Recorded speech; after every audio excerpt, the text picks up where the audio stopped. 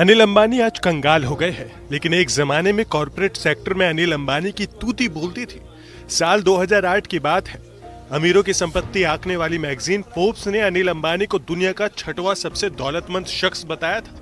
ये वो साल था जब ज्यादातर लोग मान चुके थे कि अनिल अंबानी कारोबार जगत में स्थापित खिलाड़ी बन गए हैं। वहीं इसी साल से अनिल अंबानी के पतन की कहानी भी शुरू हो गई। आज हालात ये है कि अनिल अंबानी के पास लग्जरी कारें, प्राइवेट जेट और यार्ड तो है, लेकिन उनका नेटवर्थ जीरो है।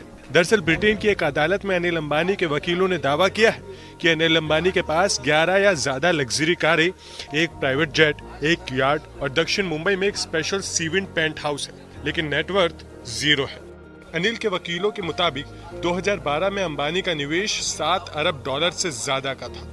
आज ये 8.9 करोड़ डॉलर रह गया है। अगर उनकी देनदारी को जोड़ा जाए तो ये शून्य पर आ जाएगा।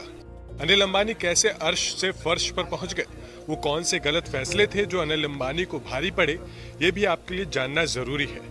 साल 2002 में रिलायंस इंडस्ट्रीज के फाउंडर धीरू भाई अंबानी के निधन के करीब 2 साल बाद अनिल अंबानी अपने भाई मुकेश अंबानी से अलग हो गए। इस दौरान मुकेश अंबानी को ऑयल रिफाइनरीज और पेट्रोकेमिकल का कारोबार मिलता, तो वहीं अनिल के हिस्से में टेलीकॉम और फाइनेंस और एनर्जी यूनिट्स आई। दोनों भाइयों ने एक दूसरे से होड़ या प्रतिस्पर्धा नहीं करने के एक समझौते पर भी दस्तखत किए। मुकेश टेलीकॉम कारोबार में पैर नहीं रखेंगे, जबकि अनिल ऊर्जा और पेट्रोकेमिकल से दूर रहेंगे।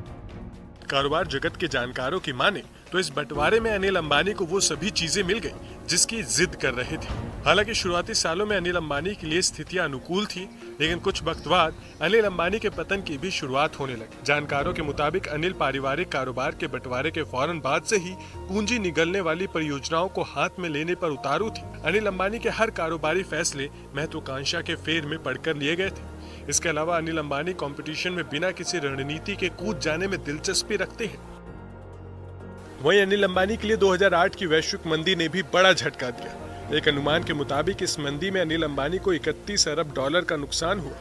इसके बाद अनिल अंबानी जिस कारोबार में हाथ लगा रहे थे, वहां उन्हें निराशा मिल रही थी।